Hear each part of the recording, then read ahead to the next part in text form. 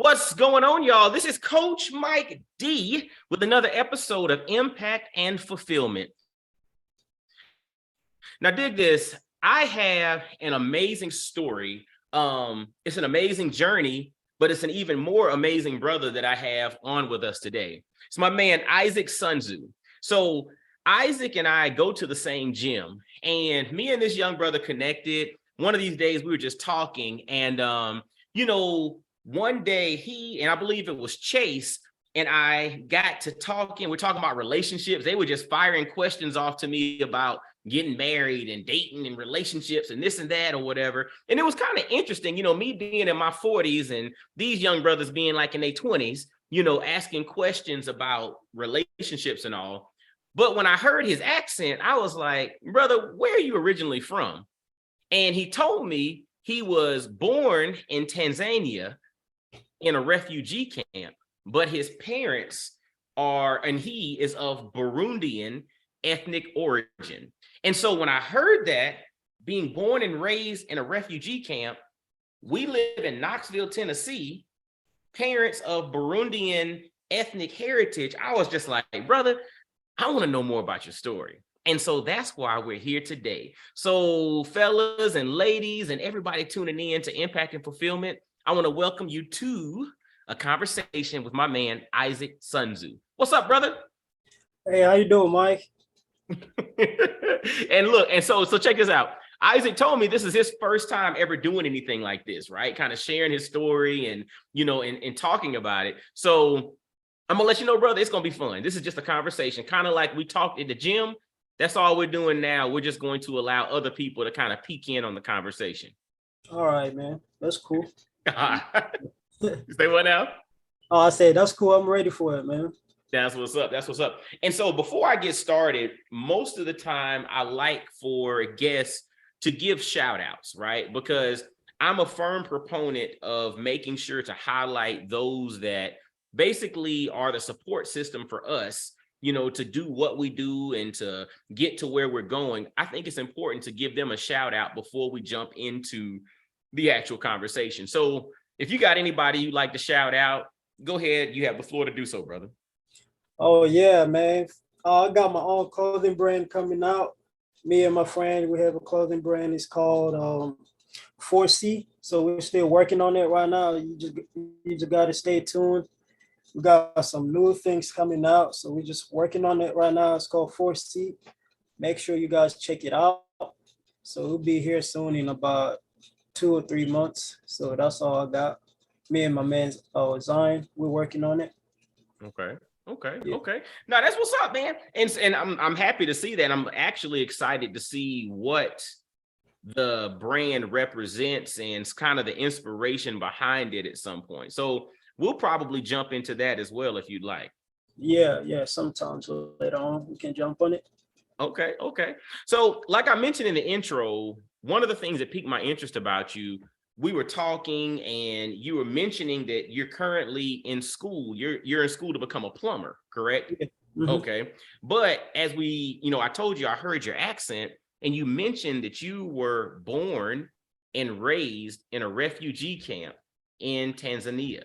And talk to us, I guess we can just take it back. Talk to us a little bit about how that came about, but then talk about your experience literally, because I know a lot of people have concepts of like what it means to be in a refugee camp and all of that.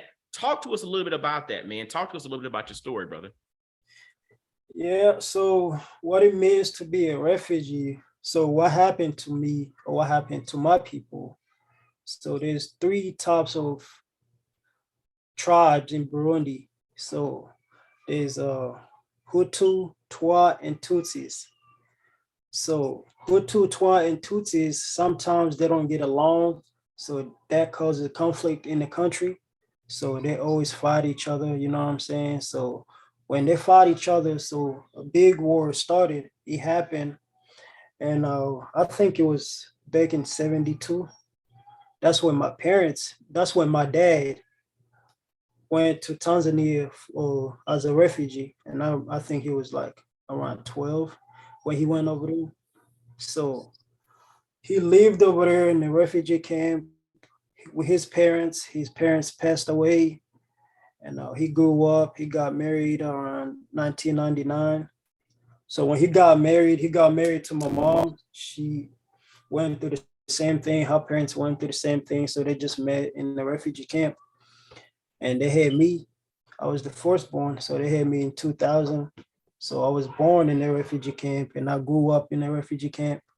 So until I came here in 2015.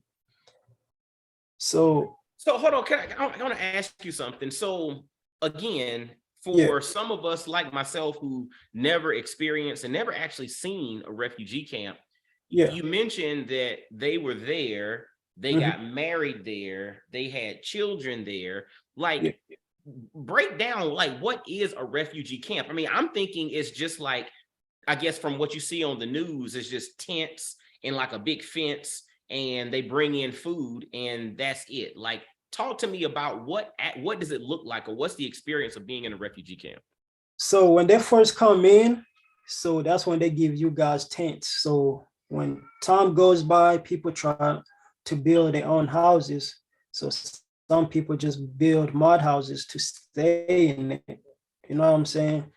And now we have the some organizations that bring food for the refugees. So that's how the refugees eat. Mhm. So they give food weekly or monthly. You know what I'm saying? So that's how they living. So I mean, it's not a good life, but it's better than where they came from, because where they came from is war going on over there. It was war going on, but they just living in a small area. It's peaceful, so it's better than where they came from. And so in the refugee camp, I mean, are there schools? Are there doctors? Are there, I mean, like, is it like a little small city, or what? Talk to me a little bit about that. Yeah, it's like a small city, so we have schools. So when we was in school in the refugee camp, so we use the school system of Burundi because we're Burundians. So we used to go to school, and the school is free, and doctors are free. You know what I'm saying, for just the normal things. So it's just free. So they have schools, uh, they have hospitals, and it's free for the refugees. I mean, the governments, so the UN, state, it helps. You know what I'm saying? They help with what they can, and the US used to help us. So we used to give food. They used to have labels of US. You know what I'm saying? So we used to get help. So yeah. And so, and I guess another question would be, so with that, are you stuck there, or can you leave and go? Because I remember you mentioned how when we were talking at the gym, how you would go visit your grandmother. I think she still lived in Burundi, right? Yeah, she moved back in Burundi. So because she didn't like the lifestyle in the refugee camp, because you're not free to do things how you want to do it. You know what I'm saying? So Mm. it's like you're stuck in this small area, small city for people that been there for more than 30 years. So you're just like limited in that area only. You know what I'm Mhm. saying? So to go outside, you have to go to the police station to get a document for you to go outside. And you have days, so they give you days. But some people used to go, you can get out, or if you want to leave and go back to where you come or where you come from, so which is in Burundi, you can move back. So yeah. Mm. And so, and you mentioned, like, when we were at the gym, you mentioned how you would go and visit your grandmother. So you periodically would leave, go visit, and come back to the refugee camp, correct? Yeah. You Interesting. And so, and during the whole time, and so you were born there and yeah. you lived there up until 2015. So you lived there for 15 years, correct? Yeah, I was born there and I lived there my whole life. Yeah. Wow. And when you left to go like visit like your grandmother, did you Mhm. see a major difference in quality of life but from the refugee camp versus some of the places that you saw outside of the refugee camp? Yeah, there's a major difference because like when you coming from a refugee camp and you go to the city, so it's like a big difference because over here in the refugee camp, we're living in a like what you call it, like in the village, you know what I'm saying? But when you go to Burundi, it's like a big city. So it's like a kind of like a city. So the life over there is better. So if you're living over there, you can do something to change your life. But in a refugee camp, you're kind of limited on what you can do. You know what I'm saying? So you can't in a refugee camp, you can't say I'm gonna work hard and buy me a house, or because they can move you anytime, anything can happen. You know what I'm saying? Mm. But if you live in Burundi, you can work hard because it's your country. You can work hard and do what you want to do. If you want to build a house, if you want to start a business, you know what I'm saying? So you can say I can settle here, but in a refugee camp, you can't settle because that's not your home. You know what I'm saying?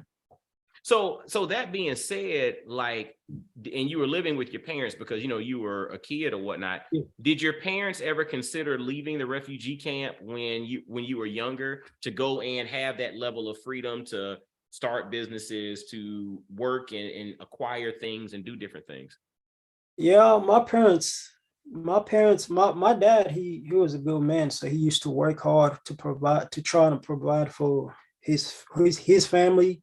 So he used to go to Congo to bring clothes and sell them in the refugee camp. You know what I'm saying? So he used to do that. But I remember one time we almost went back to Burundi, but a lot of people in the refugee camp don't want to go back to like where they're from because they know they may be like, oh yeah, I'm gonna just wait here because a lot of people coming to America, other people going to Australia, Canada, all these other country are coming to get refugees and trying to help them to give them like a better chance to come here. You know what I'm saying? So Mm. that means they may just be like, oh yeah, I don't want to go back over there. I'm gonna just chill here. Maybe I can get it's one country can choose me, so I can go over there and live a better life. You know what I'm saying? Oh, so therefore it's like going back, you then potentially miss the opportunity of Yeah, possibly getting an opportunity to go to the US, Canada, yeah, Europe, or somewhere else yeah, for yeah. better opportunities. Yeah, so that's why a lot of people kind of stay in the refugee camps so they can maybe get a chance later on. You know? And what about like safety? So again, I'm talking to you because again, these are things that I don't really have much knowledge on. The only thing I have is what you see on the news, and sometimes you got to be careful because the news makes propaganda to try to make you think things are a certain way. What Mhm. about the safety of the people within the refugee camp? Oh yeah, the safety. Yeah, so there's safety in the refugee camp. So we have police stations throughout the whole refugee camp. So they have police stations everywhere. So really safety is there. So yeah, they try the best, And a lot of people they don't cause violence in the refugee camp because they can get kicked out if they Mm. yeah, yeah. Wow. And you mentioned too the concept of like, working and starting businesses and also that you can build and create wealth or build a house or take care of your family.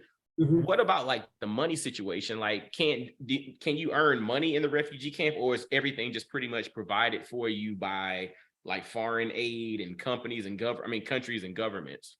So the foreign aid and the other companies, they don't help a lot. They just help you with food, Mm. which means if you want to make something better for yourself, if you want to buy clothes and everything else, you have to kind of push yourself and do whatever you can do to try to get that. So they're not going to help you with that. I mean, they're supposed to, but they're not going to help you with that. I mean, there's people who runs small businesses, you know what I'm saying? Mm. So there's people who runs like grocery shops, like stores, just small thing that can keep moving so they can leave and see another day. But you can't have like a business and you say I'm gonna do this for the rest of my life or I'm settling over here because you never know. The refugee camp life is just like you don't know anything. So it may be like this today and tomorrow is like this, you know what I'm saying? Hmm. Or you may be here today and the next day they're like, okay, we're gonna take you back to your country. You know what I'm saying? Wow. And you don't have really any say so about that. No, you don't have any say so because they say so the war was in 72, right? Mm. So that happened, and they live there until because we used. So what happened to me? We used to live in this camp. It's called Mutabira. Mhm. So that was the Burundian people camp. So we lived over there. So they tried to close it down. So they took a small percentage of people, and we was lucky to be one of those. And they transferred us to another refugee camp. So that's where the other Congolese people, refugee camp people were. Mhm. So we was moved over there, and the people that were left, they just moved. They closed the camp and they took it back to Burundi. You know what I'm saying? Wow. And so So what happens then? Like when they take you back, do they just dump you off and drop you off and say, all right, hey, you all are kind of free to go, or is there some help to get yeah, reestablished?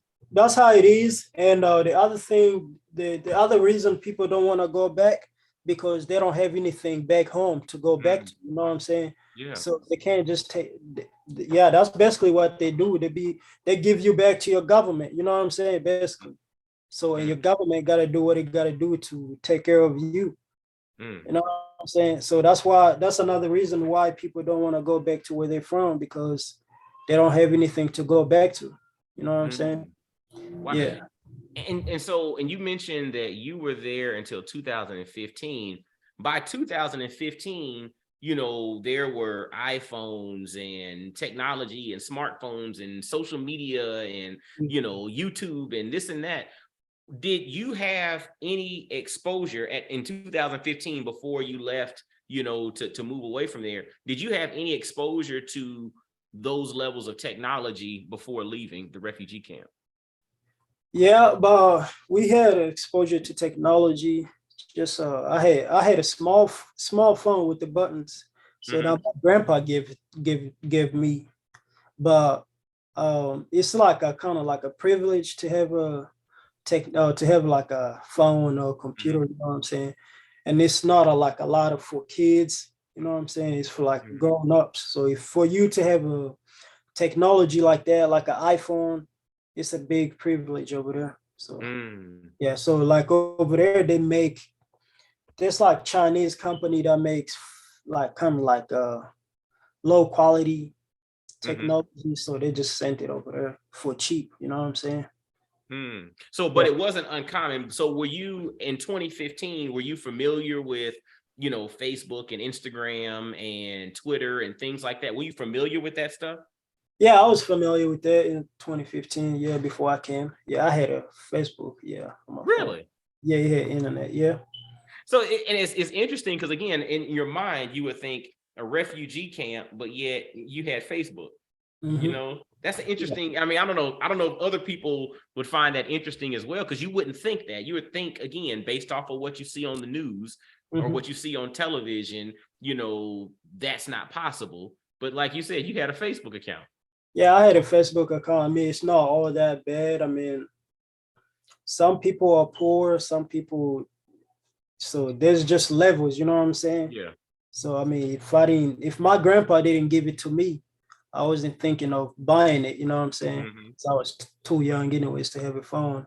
Hmm. So and there's people who don't even got one, and they're grown ups too. So it just depends. That's Yeah. that's fascinating, dude. Like again, I'm just kind of going through and trying to envision, you Yeah. know, life. And when you think about things like other services, like when you mentioned education, they had schools there. Yeah. Did was it like did people like graduate and then go to university from the refugee camp, or how did all that kind of work? Or can you remember that? That. So I mean, people used to graduate, and I can't remember what they used to do. It being Hmm. because I didn't see a university when I was over there that Hmm. people. So people had basically to move back to like Burundi if you want to further your education. So you Hmm. have to go back to Burundi to like a university, you know what I'm saying? Hmm. But I didn't see any university within a refugee camp now. Okay. And so and you weren't familiar with people like leaving directly, like they finished primary school or schooling in the refugee camp and then going from there to university. You don't remember or recall No, I any. don't remember that. So Okay. But I know in Burundi they have universities, so you can move up after like high school. But in the refugee camp, I didn't see any university. So, Interesting. or maybe some people get scholarship from the refugee camp. So some scholarship may take you to another country. So you get chosen like that. Yeah. Interesting. And I guess another question, the refugee camp that you came from and what you left in 2015, is that camp still in existence to this day? So yeah. So what happened? You remember the one I told you about, the one that got closed down? Yes. So I left that one in 2012. We went to the other one that left in 2015. So Hmm. the one I left in 2012, it doesn't exist no more. But the one I left in 2015 still exists. So Mm. and they have more because I don't know if you heard about what happened in Burundi in Yes. 2015. Yes, So absolutely. Hmm. so that caused conflict. So it made people went back to Tanzania again as refugees. So they had more people coming. So they put them back in the refugee camp who was in. So there's still people over there and it still exists. It's called Nyarugusu camp. Hmm. Yeah, Wow. so it still exists. Yeah. And do you have any contact? Do you stay in contact with any of the people that you remember from the refugee camp, since you left? Do you still stay in touch with anybody? Yeah, I still got contacts with some people. I have friends that they were supposed to be here with us, but they didn't come yet. You know what I'm saying? But yeah, I don't know if you remember when I told you I went back over there last November. Yes, yes. Yeah, so I went over there. I didn't get to get in the refugee camp. I was in the village close to the refugee camp. So yeah, I saw some people from the refugee camp. Yeah. Interesting. And you mentioned you just briefly touched on that, some of the people that you stay in contact with were supposed to come with you all. Yeah. And you and I had this conversation before Mhm. about how it actually works for people to ultimately leave. And you mentioned earlier how the reason some people stay in the refugee camps are because of the opportunity that maybe another country, the US or someplace in Europe or Australia, will open up and give an opportunity for you to leave and get asylum or get citizenship or get a visa to that country. Talk to us a little bit about that process in general, but then tell us about how you and your family ended up in Tennessee.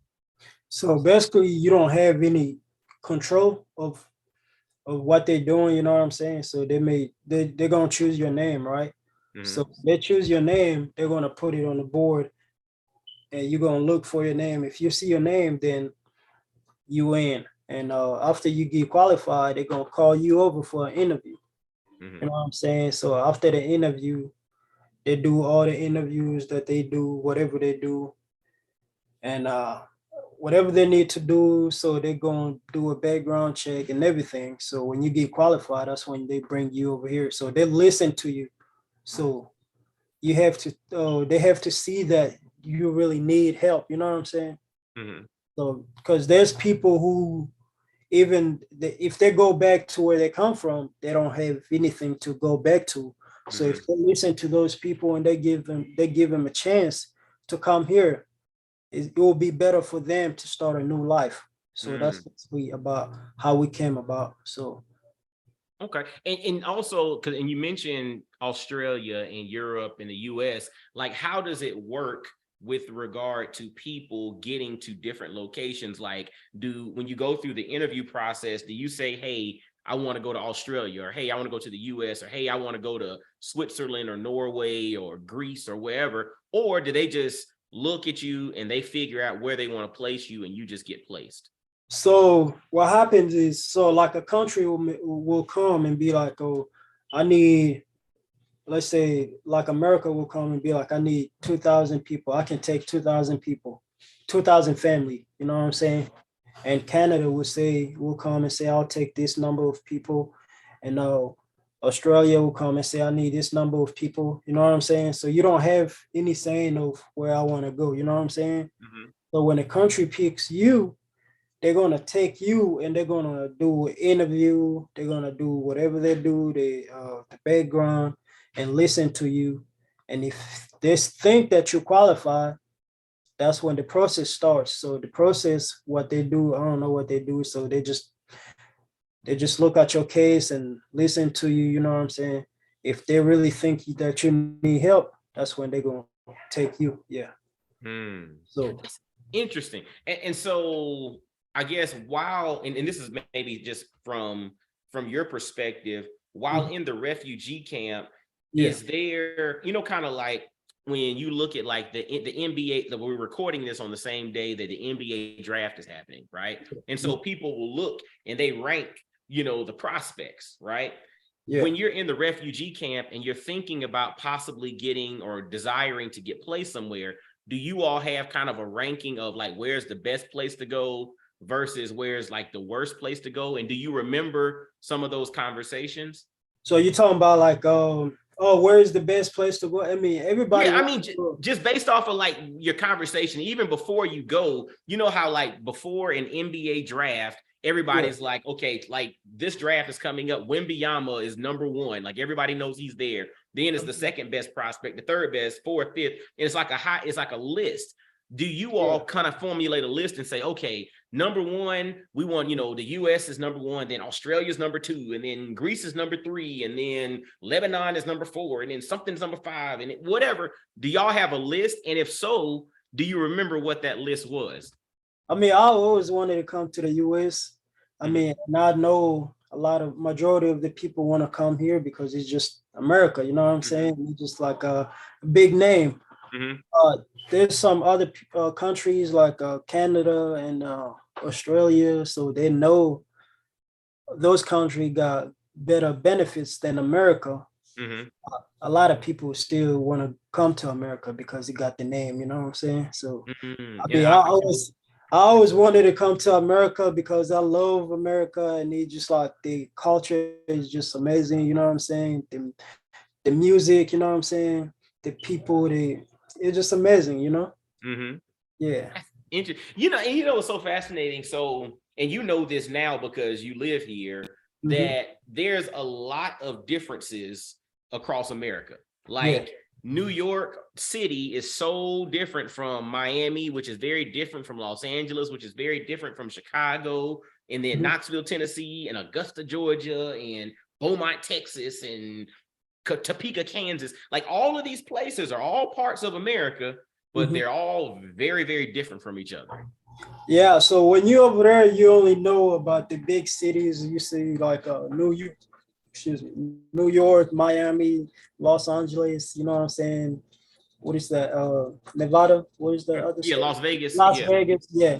So you know those big cities, and you coming over here, you have that big expectation that you're gonna live life like that.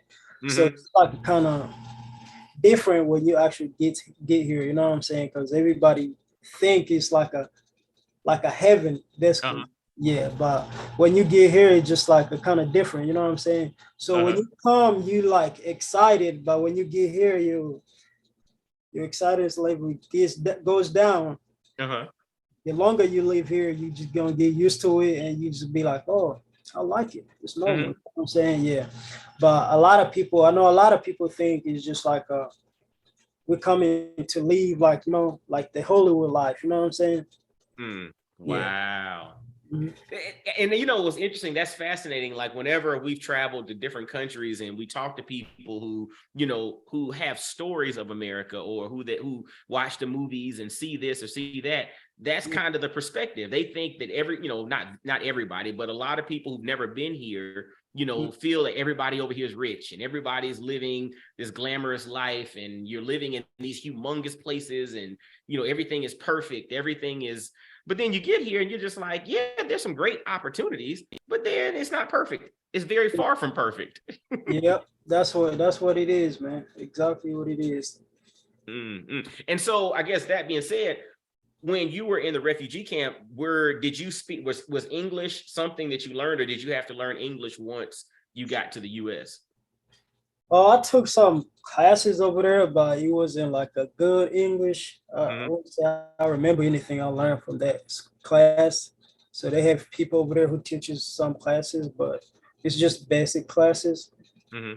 Uh, but I had to learn it when I got here. So I had to go to ESL classes Hmm. while I was in high school because I got here when I was like 15. So I went straight to high school, Okay. ninth grade. Yes. So I went through that. My whole high school, I was just in ESL. Yeah. Okay.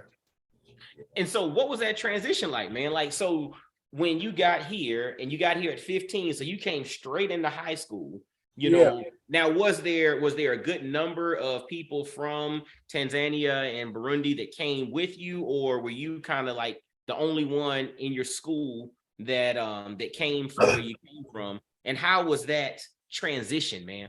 So for me, I had my uncle. He was here before us. So his kids came when they were young, so they already was kind of like already got used to it, Hmm. basically Americanized. So they know everything. So I didn't struggle a lot because I was going to school with them, and they knew what was going on.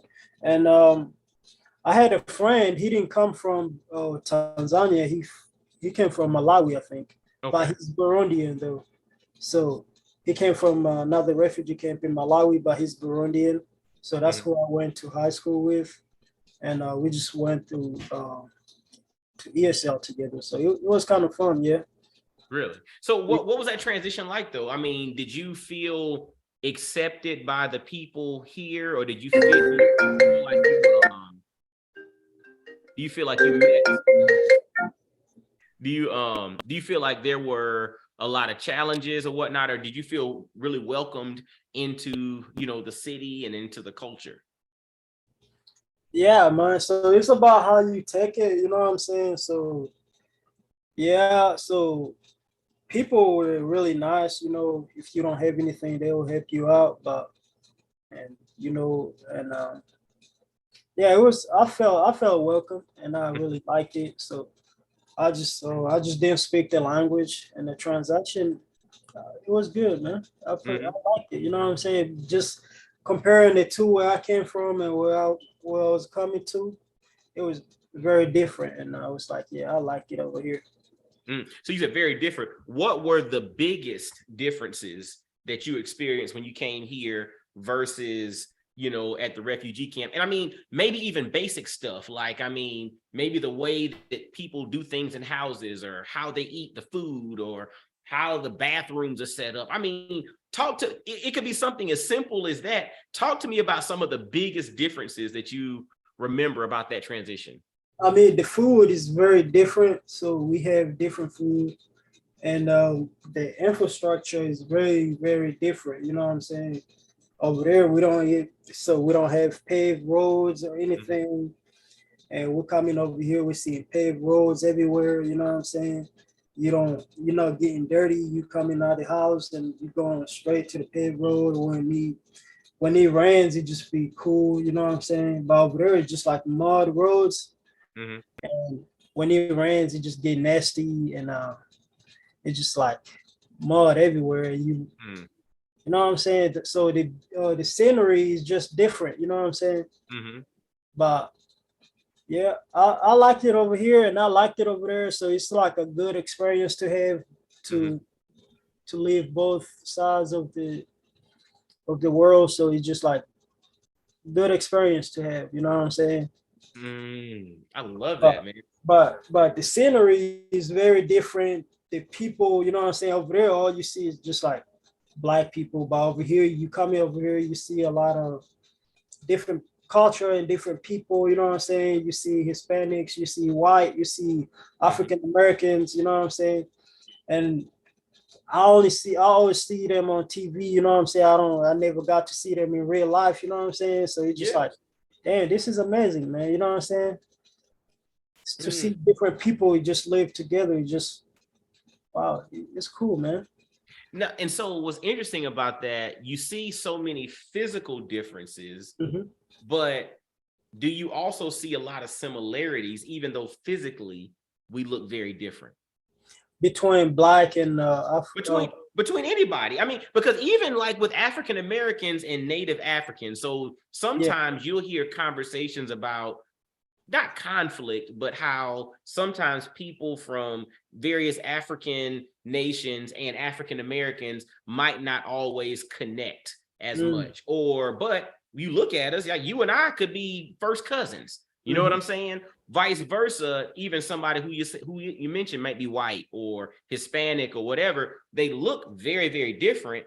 But then you sit down with them, you come to realize that, y'all are pretty similar. I mean, yeah, they kind of look the same, but so it's just like different culture and the way people act, so and the way people carry themselves, and it's just like what they do, what they eat, how they speak, it's just different. It's just like, this is interesting, and it's just like amazing. You know what I'm saying? So I don't know if I'll put them. You know what I'm saying? We all the same. We all humans, That's but right. it's just cool to see the things that we do differently. You know what I'm saying? So Mm, I yeah, love that. And because I'm a fan of diversity, right? Like, yeah, meaning I love to see things that are different. Like, I yeah. don't want just one type of thing all the time, everywhere. I like to see different people with different perspectives, different beliefs, different experiences, different thought processes. Because for me, that diversity, me learning from it and seeing it helps me to grow, right? It helps me to see things through a different lens and see things and help me to expand, my own personal perspectives. And so I'm, like you, I find it amazing to see different people all the time. Yeah, I mean, I really liked it, man. How to see how it was diverse, and it was just like, man, I never seen anything like this. You know what I'm saying? So it's pretty cool, man. And now if you look at it, I got white friends, I got black friends, I got Mexican friends, Asian friends. You know what I'm saying? Mm. Indians. It's just like, wow, this is pretty cool. And Mm. you get here, you get to try different things. You know what I'm saying? Because like Indian food, Asian food, Mm. Southern American food. You know what I'm saying? Mm-hmm. American food. So you're just like, man, this is pretty cool. I like it. You know what I'm saying? Mm. So, I mean, go ahead. I mean, over there you can find it in like the big cities, but it's not like over here. It's not diverse like over here. I mean, if you look, I mean, we are diverse in Africa, but it's just like a region. You know what I'm saying? So you may be like, Northern Africans look like this, Southern Africans look like this, East Africans look like this. You know what I'm saying? But it's not like we all live together like here in America, and we just get to see different culture like on the daily. You know what I'm saying? So I may be over here and be like, oh man, let me go give me some Indian food. I want some Mexican food. Mm. I want some American food. You know what I'm saying? You can do all of that over here. You know what I'm saying? I And it's love just like that. beautiful. You know what I'm saying? I love that, man. I And love it. it's not like I don't like it over there. I mean, I love it over there, and it's just like beautiful over there. So it's just like two different things, two different worlds. You know what I'm saying? Mm-hmm. I mean, you've been there before, right? I've been to Tanzania. I've never been to Burundi. So Oh, you've been to we went. Tanzania. I mean, it's kind of like similar culture. So where you been? Just Dar es Salaam? So we went to Dar es Salaam, we went to Zanzibar, and then we went on, through Morogoro. So we were there for a little Oh, bit, and then went yeah. to the Mikumi National Park for a safari as well. Oh, yeah. So Mhm. you didn't get it. You just stayed in the big city, so you didn't get into Yeah. like villages and stuff like Well, that. we drove through a lot of the villages. So, and one of the things that we did was we had our guy Kelvin. Kevin, he took us through even parts outside of Dar es Salaam into like some little rural communities and Yeah, yeah, some yeah, places yeah. that he was familiar with, just to kind of show the vast difference between big city, Mm, cars and skyscrapers and all of that, as well yeah. as then you turn off into dirt roads where it's totally different. You know what I'm saying? I mean, that's what I like about that. You know what I'm saying? You may be here and you just turn over here and you see very big difference. You know what I'm saying? So Mm. it's just beautiful over there too. But I just thank God I came here too, so I can get to see. It's a beautiful experience to have. You know what I'm saying? It's good life, man. Just Mm. yeah, And so, and I was going to go back to like the thing of education. So, yeah. you said you were an ESL all through high school, Mm. and when it came to what you learned being in school in the refugee camp, translating to going to school here, how Yeah. was that transition? Or the transition. I mean, when I was over there, man, I didn't even like school, man. I was about to drop out of school, Okay. and the reason is like over there because if you remember, I told you you learn in the school system based on where you from. You know what I'm Mm-hmm. saying? So I'm from Burundi, so they use the Burundian school system, which uses French. Okay. And I was just over there in school, and I knew I was coming to America. You know what I'm saying? Mm-hmm. And I'm like, I'm learning French. I don't like it, and it's too hard for me. You know what I'm saying? Mm. And I was like so obsessed with the American culture, and you know what I'm saying? I just put it in my head. I'm like, man, I don't want to do school no more. Mm.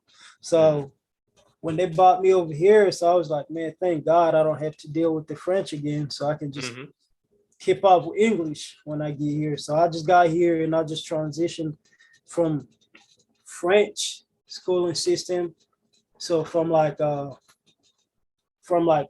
kindergarten to eighth grade, I was just a French system. And Mm. when I got here, just transitioned from that to English. So it was kind of a lot of difference. You know what I'm saying?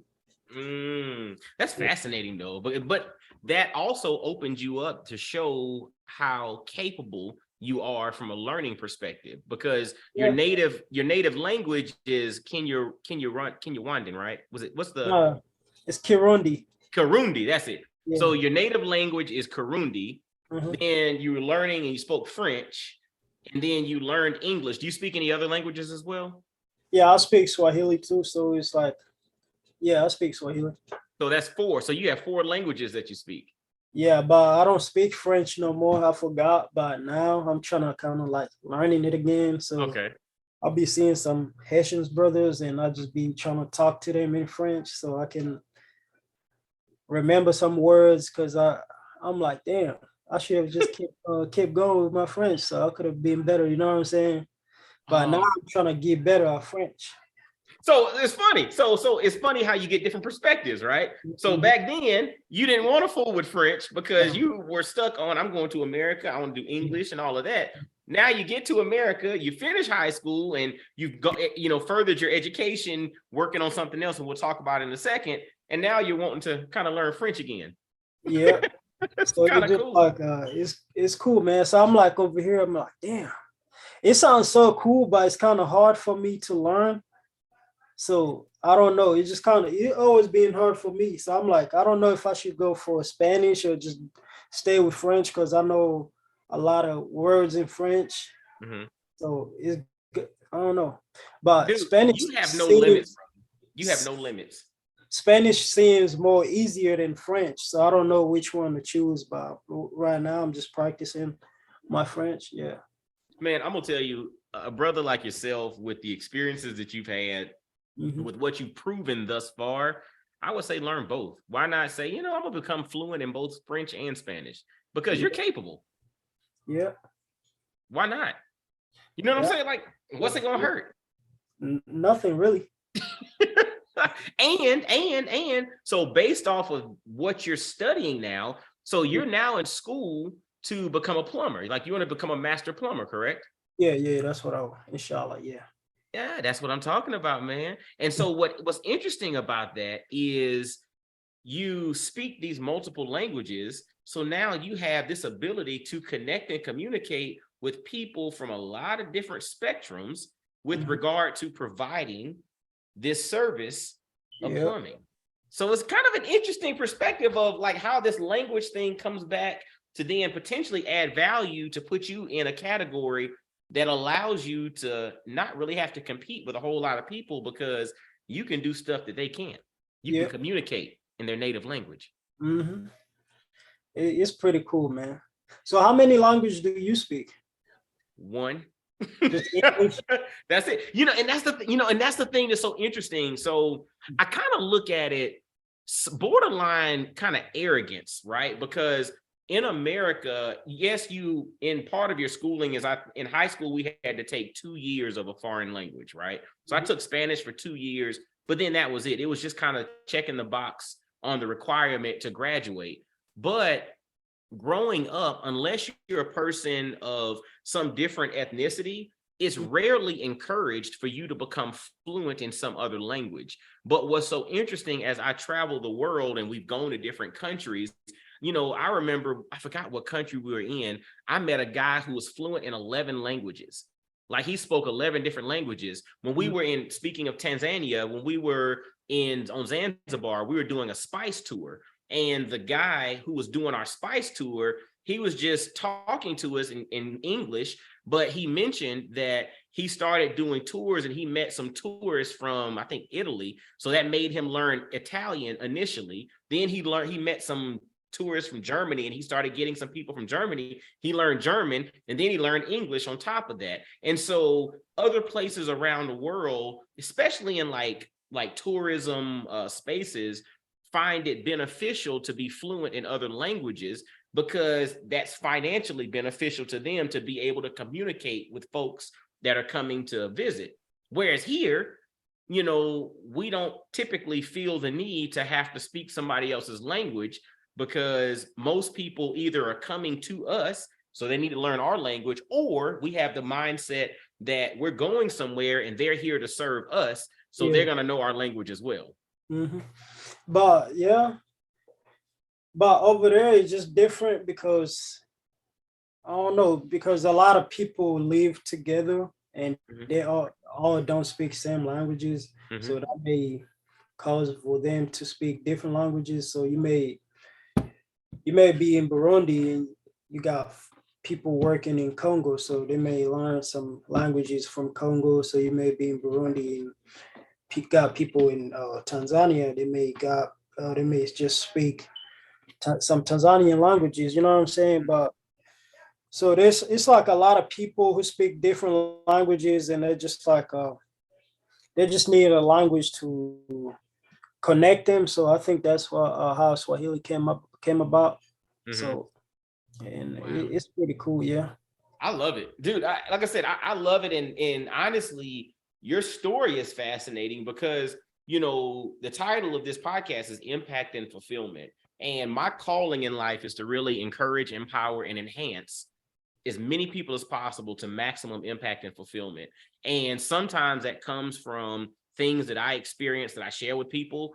A lot of times it comes from having conversations with brothers like yourself, individuals who have lived an interesting life. Like, you were born in, you said 19 in 2000, right? Yeah. So you're 23. So you're 23 years old, and you've lived this wide-ranging, full of adventure life, and you're just getting started, right? But all of these experiences inside of you are helping you to see life through a different lens and have a perspective where, you're open to opportunities, because you've seen the full spectrum of possibility, from things that are very challenging to things that are very, very awesome. You know what I'm saying? And so for that, it's like, I love sharing stories like yourself with the masses, so that, folks can find nuggets of inspiration and motivation to say, like, you know what? I can go and do something too. Like, man, Isaac, he went through that and he got here, and he's, thankful and full of joy in how he's operating and what he's pursuing. And then he's starting this and starting a business, and in school to become a master plumber. And dude, like, that is a testimony, brother. Yeah, man, that's how it is, man. Back to the thing that you said, a lot of Africans don't like Black African Americans. It's just like I don't know if the way it is, just like, for me, I just think it's like the Africans come over here and they just feel like the African Americans are not pushing themselves hard, because the Africans looking where they're coming from, and they come over here and they hustle, and they go up here, and the African Americans just stay over here. They just, man, why you guys not pushing yourselves to be better? You know what I'm saying? You live over here, and you have all this opportunity to do all these things to become better than anybody in the world. You know what I'm saying? So because when you're over here, you can be better than anybody anywhere in the world. So if you push yourself hard, you know what I'm saying? So there's, man, these people are lazy. You know what I'm saying? So while you here, pushing yourself to work hard to get better for you. You live in the land of opportunities, and you just over here just goofing around and no pushing yourself and no being better for yourself. So I think that's where you come about and just be like, man. I mean, that's how I view it for me, for myself. So that's why I think they don't get along. You know what I'm saying? But if it's just like a African guy who's working hard and an African American guy who's working hard and they're working hard together, I mean, I don't see why they wouldn't won't get be along. like each other. You know what I'm saying? But you know what's Yeah. interesting about it? I love the fact that you said that, because what's so interesting is that a lot of times we do take situations for granted. We do take opportunities for granted. And sometimes when things are, when you have a lot of things at your disposal, you don't realize what you have until it's gone. And so you mentioned where you came from. It's like you were born in a refugee camp, right? You Mhm. were born in a situation in which you had to get a pass to leave to go see your grandmother in the neighboring country. You were born in a situation where you really couldn't make a lot of money and all of that. And you were pretty much controlled by whoever was in control of that refugee camp. So the Yep. moment that you got an opportunity and you all left, you're like, I'm going to take advantage of every opportunity presented to me. And when you see what you have now from an opportunistic perspective versus the lack of opportunities you had in the circumstances you came from, it's like a no-brainer for you Mhm. to just apply yourself and go be your best. So I think your wisdom there is going to be something that's going to truly inspire everybody, not just African Americans, but everybody, to really just like, look, what do I have around me? What can I be the best at? And I'm willing to go and put my effort into it and go and do that. Yeah, I mean, that's what I be trying to tell people, man. You know what I'm saying? Because I mean, I can sit here and complain about what happened in my country. You know what I'm saying? I mean, I can sit here and start complaining about what happened in Burundi. That's my country, even though I wasn't born here. I didn't get to live in my own country, and the country I was even born, they don't acknowledge me as a citizen, and now Mhm. I live in a whole another country. You know what I'm saying? I can complain about how all that happened and I lived in a refugee camp for the whole life. Or I can just come over here and be like, man, this is a beautiful opportunity God just gave me, you know what I'm saying, for me to be better for myself, you know what I'm saying? And work hard. Mm. So it's just like, man, that's why I just don't like complaining people, you know, oh, because like I mean, you can't be complaining a lot. You know what I'm Mm. saying? So you just keep pushing yourself, try to be better. That's all. Mm. So Man. I just don't like people who complain a lot. I mean, like, bro, you live in America. I mean, you being in Africa, you seeing how people living, and bro, there's people who are paying a lot of money just to come to America, just to be here for a few months so they can work for a while. But you just live here and you just lazy and you don't want to push yourself and you don't want to be better for yourself. Mm. Bro, there's people who pay to be in your position to just be here. So I just don't like people who complain. I mean, that's why I think people, the African Americans don't and the Africans don't get along because they're like, man, these people over here, they're complaining about this, but they live in the best country. You know what I'm saying? I mean, we get it. What happened to you Mm. guys wasn't cool. And I mean, they're always trying to bring up like, oh man, you guys didn't help us. You guys didn't want to bring us back. I'm like, bro, you guys were slaves, but we were colonized, so the white Mm. people was there. You know what I'm saying? It's not Mm. like they just took you guys and left. So Mhm. they took you guys and they stay over there trying to controlling us too. You know what I'm saying? Until we became free in the 60s. So that's when we Mhm. became free. Mhm. Basically, we the same people, you know what I'm saying? So we can't be hitting each other, you know what I'm saying? So we went through the same things, you know what I'm saying? Because we was over there, man. The white man come in and be like, oh, the white man need eggs. They gotta look for eggs, or somebody gonna die. if the white man don't get eggs, you know what I'm saying? So Mm. the white people always was there too. So it's not like they just took you guys and left and they left us alone. You know what I'm saying? They was there. We just got independent around the same time you guys got free. You know what I'm saying? Mm-hmm. Mm. So I don't know. So we can't be not liking each other just because, you know what I'm saying? We are the same people. We So all the same yeah. people. Brother, I'm gonna tell you, and I think everybody listening to this, you need to replay about 3 minutes ago and just start again and just listen to Isaac. We're all the same people, right? He said that, yes, we African Americans, we talk about the experience of enslavement and Jim Crow and all of that.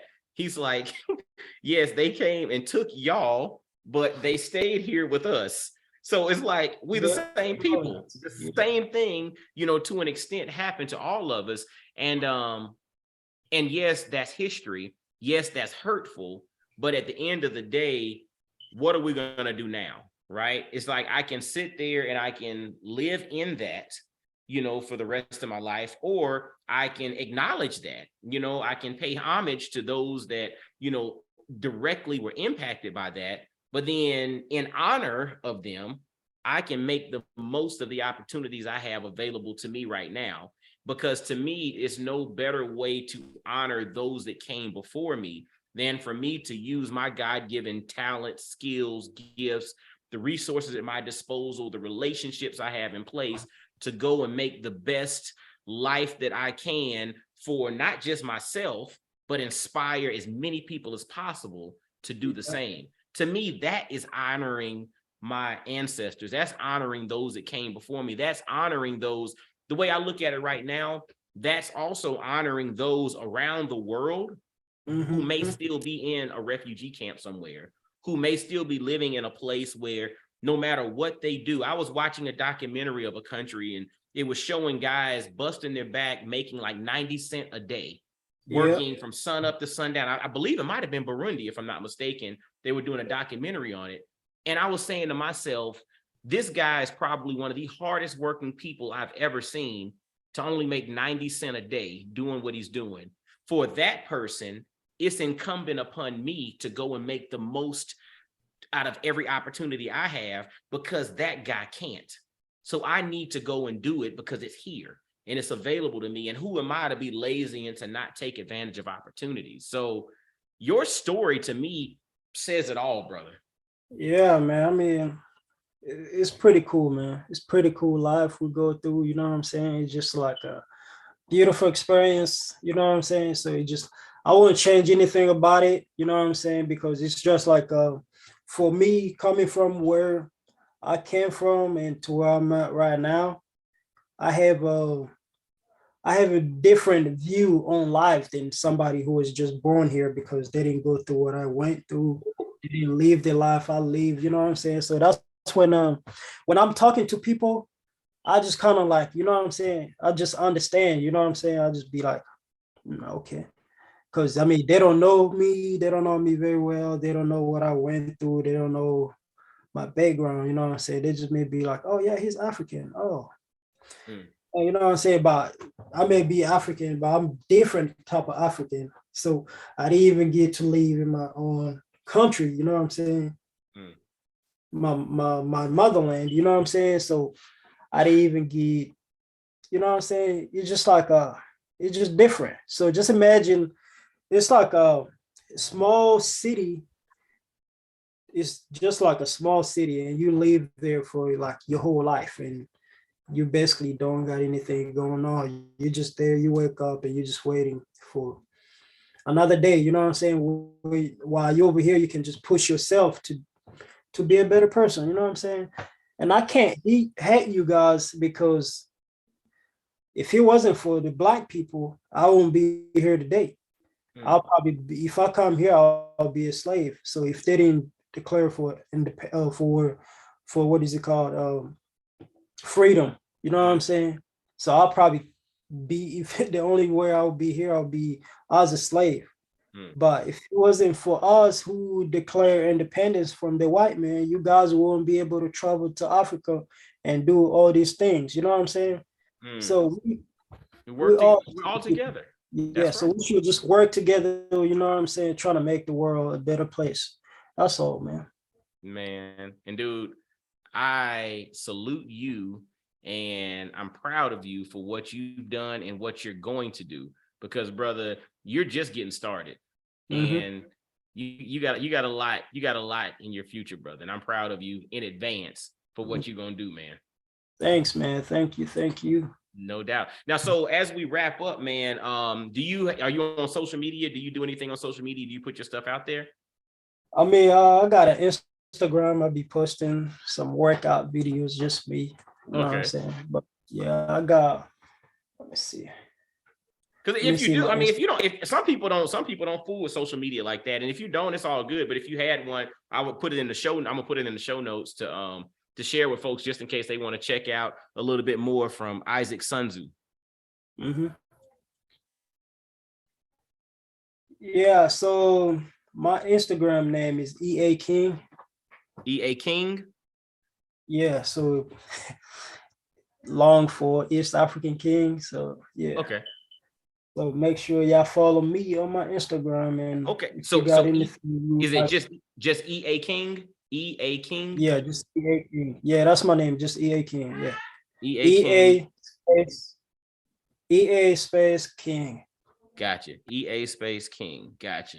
I'll put that in the show notes. So on IG, if y'all wanted to holler and connect with Issac, follow EA_King on Instagram. And I'll have that in the show notes so y'all can link with my man and see what he has going on and stay connected with him. Because he also, like he mentioned, in the next few months, he has a clothing line coming out. So I imagine on EA King, you'll be able to, see some stuff from your clothing line and also follow your journey on becoming a master plumber and your travels, because I know you'll probably be traveling and going to see different things. And so I think Yeah, that'll be really cool for people to follow.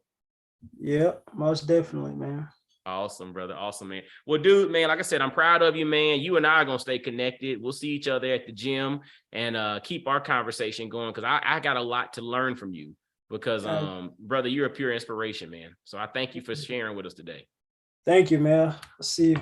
All right, man. Hey, y'all, as always, make sure to follow Coach Mike D on social media on IG, the Coach Mike D on TikTok. Visit CoachMikeD.com. Grab a copy of my new book, Impact, the 33 Laws of Impact and Fulfillment. It is a dope read. Y'all grab it. It's on Amazon, but you can also catch a link from CoachMikeD.com. And until next time, y'all be blessed, well, and wise. And I'll holler at you.